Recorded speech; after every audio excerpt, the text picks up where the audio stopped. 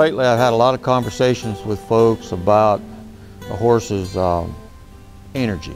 And, you know, say my horse is spooky, my horse looks at things and is suspicious about things, and, you know, his attitude has changed and so on and so forth, or he's buddy sour, or he's restless to work with and so on. And what I want to tell everybody, that what I'm about to tell you is just what I've observed through thousands of horses that I've handled, literally, and years and years and years of trial and error,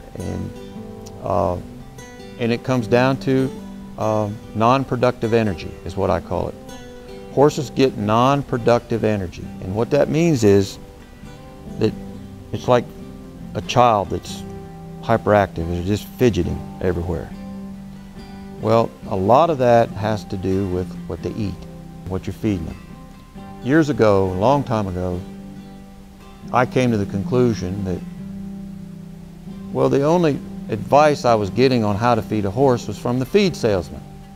So of course he's going to tell me, well, you're going to feed this ultra stimulant, special formulated feed of some sort to your horses, and this is the newest, greatest thing in the world, and you know, you only got to give 1 cup of this and 2 cups of that, and blah blah blah blah blah, and so on and so forth. And you know what, one day I came to the conclusion, it's like, I think I'm going to quit taking advice from salesmen, and I'm going to research this in depth. And I really did. I made a science out of this, and I observed a lot of horses, and I really did my homework. And I feed lots of horses here. We keep 100 head here at all times of every kind of horse you can think of. So it gives me an opportunity to really see how different horses respond to different things. And I will tell you right now that the main contributor to non-productive energy is what they're eating. And so they have all these formulas. They have the inactive formula, they've got the low starch, low energy formula, and all these formulas and all these feed pellets and different things. And I'm going to tell you that my observation is as follows. The best thing to feed that horse right there are straight oats, just like the cavalry did 150 years ago, or the farmers down the road here from me. They feed their horses oats. Now, we've got a roller mill back here, and we roll our oats. That's better yet. And you get the best hay you can find, grass mix hay, and at least 1% of his body weight a day. But the key to it all is you have free choice mineral to that horse, trace mineral, that has all the vitamins and all the minerals in it that he needs, like selenium, magnesium, and all the supplements that he needs to control his internal functions and his immune system and his everything. What happens is when you feed pellets and when you top dress every day, you're actually putting more into him than he needs or he can handle. So a lot of it's just going out the back door. So if you can put that in a free choice setting where he can go to that as he needs it, you're much better off. I do not have troubles with horses with non-productive energy. I do not have troubles with sick horses. The troubles I have are the horses that I get that come here that have been fed all the pellets and all the fancy feed and had all the supplements that are out of balance. And you know, you got to trust the good Lord that He made that horse to know what he needs. He knows what he needs. Trust that. Try it. It works. If he needs a certain mineral and he doesn't have it, if he's got to go over there and chew your stalls down or chew the bark off a tree to get it, he's smart enough to know how to do that. So if you got horses that are chewing on wood and chewing on bark and chewing on each other's tails, I've seen it, chewing on each other's manes. You see horses that when you go to feed, they're just ravaged. They're starved. They just want to eat, and they get aggressive toward other horses. Well, basically what that is, he's hungry and he's needing something that he's not getting. So don't bank on that those pellets and that feed you're getting are supplying that. No corn, no molasses.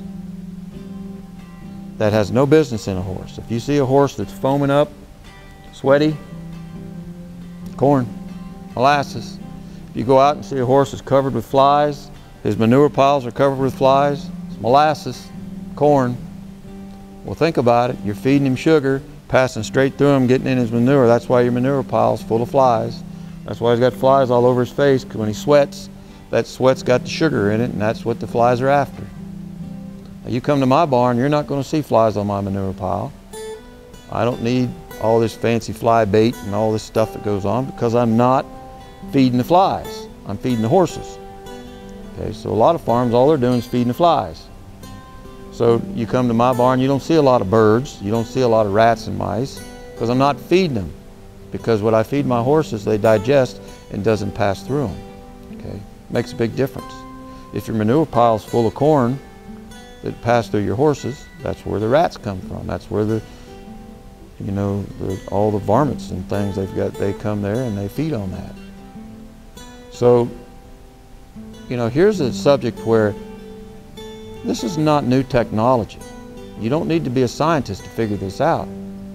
The good old U.S. cavalry chased Indians all over the West feeding oats. And actually, the Indians didn't have oats. Their horses grazed the prairie grass along the trail. And both of them put up a heck of a fight for a long time with each other. Did pretty good and traveled a lot of rough terrain to get it done. So, you know, with that all said, you don't have to feed your horse all that high-powered racehorse feed, because if you feed him like a racehorse, he's going to act like one.